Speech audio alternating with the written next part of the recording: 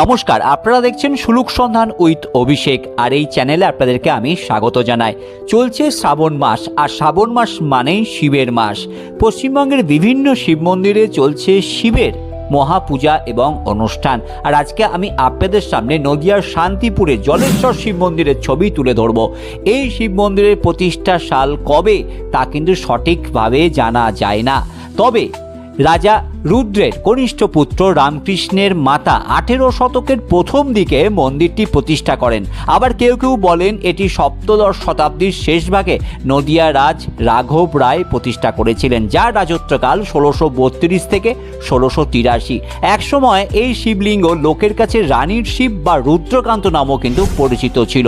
পরে কোনো এক সময় এখানে নিদারুণ অনাবৃষ্টির সময় শান্তিপুরেরই সাধক বিজয় কৃষ্ণ গোস্বামী তিনি বৃষ্টিপাতের জন্য শিবের মাথায় প্রচুর পরিমাণে গঙ্গা জল ঢেলেছিলেন। আর তারপরে কি ঘটেছিল জানেন? তারপরেই শান্তিপুর জুড়ে কিন্তু বেশ বৃষ্টিপাত হয়েছিল, আর তারপরেই এই শিবের নাম হয়ে যায় জলেশ্বর। শিবলিঙ্গটি কিন্তু কালো পাথরের, এর উচ্চতা প্রায় 3 ফুট। জলেশ্বর শিব মন্দিরে কিন্তু নিত্য পুজো হয়। আর এবারে শ্রাবণ মাস উপলক্ষে জলেশ্বর শিব মন্দিরের পক্ষ থেকে কিন্তু মহা নাম সংকীর্তন এবং তার সঙ্গে কিন্তু মহোৎসবের আয়োজন করা হয়েছে। জলেশ্বর শিব মন্দিরের মুখ্য আকর্ষণ হয়েছে এর পোড়ামাটির সূক্ষ্ম মূর্তি এবং এর বাইরে বিভিন্ন নকশা যে অলঙ্করণ রয়েছে।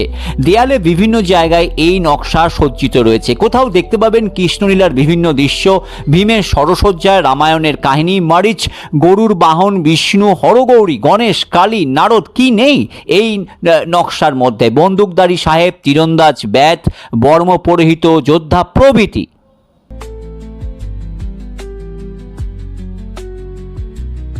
এই মন্দিরে এখন চলছে মহানাম সংকীর্তন। আর আপনারা বলুন জয় জলেশ্বরের জয়।